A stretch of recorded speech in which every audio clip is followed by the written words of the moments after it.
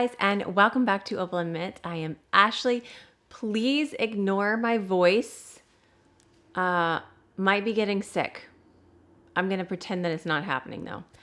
Anyways, today's video is going to be short and sweet, but I thought it might be helpful. I'm going to be talking about getting your artwork framed professionally.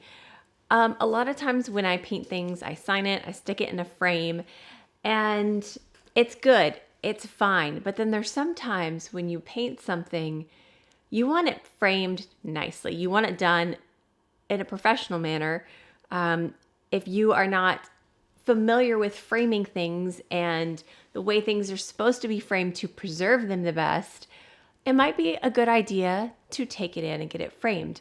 Now, this is not an option for everybody. I know it's not a cheap process, but I want to show you the process of getting my artwork framed at Jerry's Artarama in Dallas.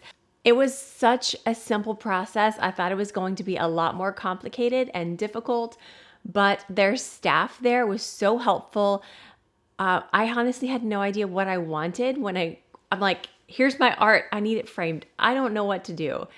I had no idea how to frame it, what kind of frame, and they were very helpful. So I wanted to walk you through this process. If you have never had something framed and you're curious about how it works, because I had no idea. I just walked in. I was like, I don't know what I'm doing. Help. So yeah, here's the piece that I'm talking about. I'm going to put it on the screen. I painted this tiger lily painting, and I actually did a video, I think, on painting it. So I'll put some clips in here of the painting process. But this particular painting was special for me. I made it because of my great grandma. She always had tiger lilies in her yard. And so I wanted something on my walls that reminded me of her.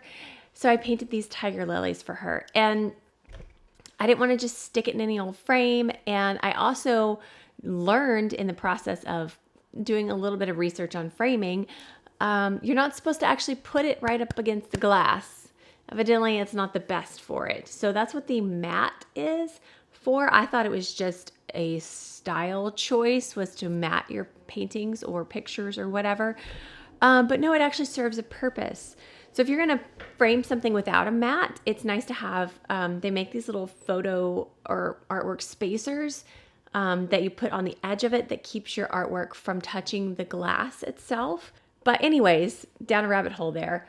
So it kind of changed my mind because I was like, I don't want to put a mat on it. I think it needs to be just framed and no mat.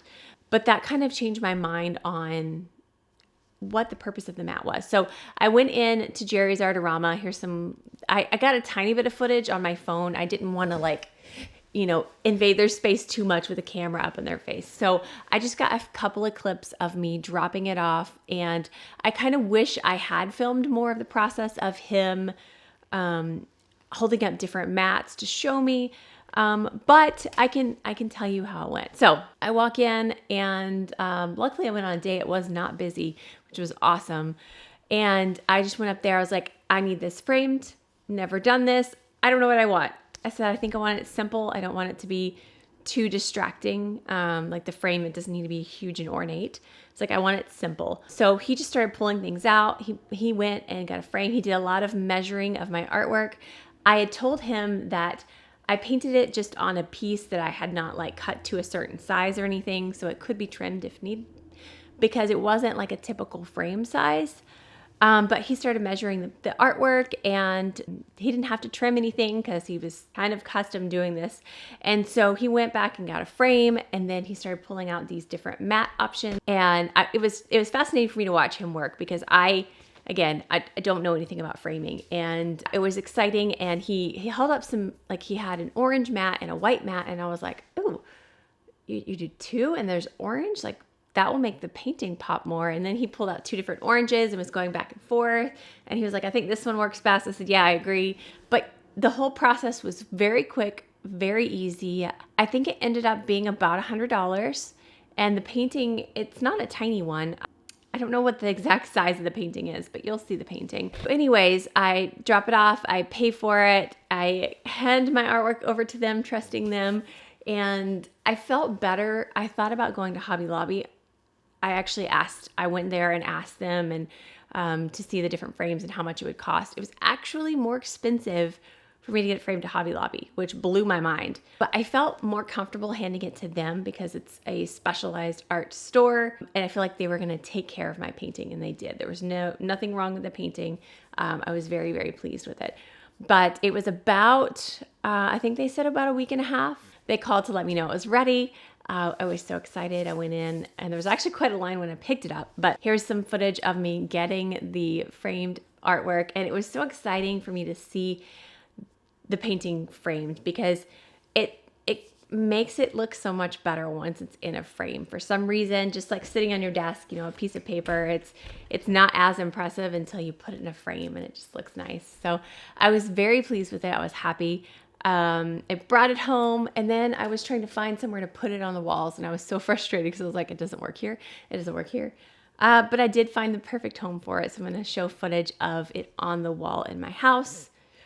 But yeah, so when they custom frame it, they put the mats that they chose, they cut them to the right size, they put the frame in, and then they seal the back. I don't know what the technical term is, but they put paper over the back so you can't access it and get it in and out. It's like it's in there. I mean, you could destroy it, yes. But so the painting is in there, it's sealed, and it's on a wire so you could hang it.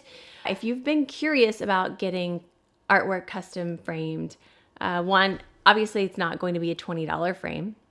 Two, it's going to be so much better than anything I could personally do myself. So definitely going to be doing this again in the future.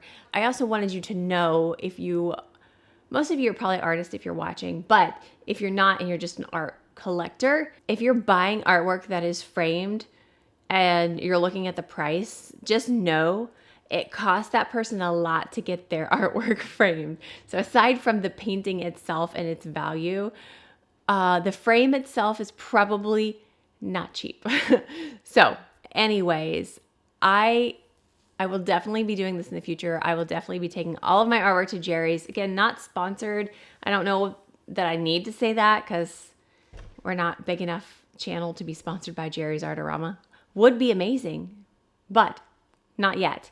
Hopefully in the future that would be like the dream right there. I hope that you enjoyed this little, I don't even know if there was enough information in this to be a video, but I just wanted to share the process.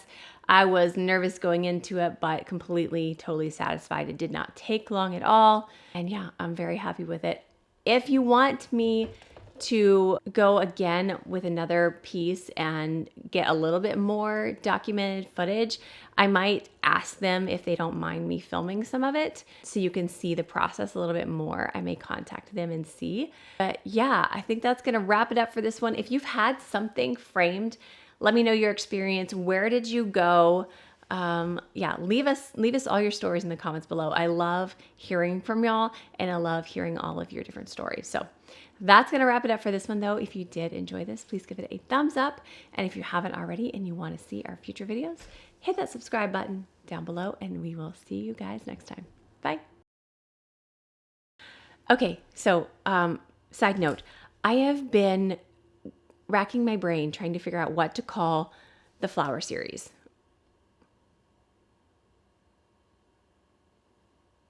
Should it just be called the flower series?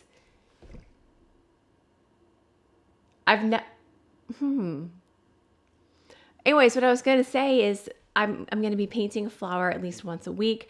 I was going to tie it to a certain day, like Friday flowers or something like that. But if I end up doing it more than twice a week, because a lot of you are wanting as much as I can possibly do. So I don't really want to tie it to one day. How do you like the flower series? Anyways, I've been sidetracked.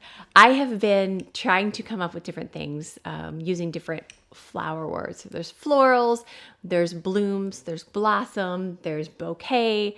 I was trying to come up with something fun and catchy because I want this series to be a staple on the channel, and I want it to have a good name at the beginning, I liked the A Flowered Everyday series for the watercolor month, and we'll probably do that every year for watercolor month. But in between those watercolor months, 1 month a year, I want to have an ongoing series where I paint one flower a week at least. Let me know what you think. Give me some names, give me some thoughts in the comments. I'm very curious to hear from you.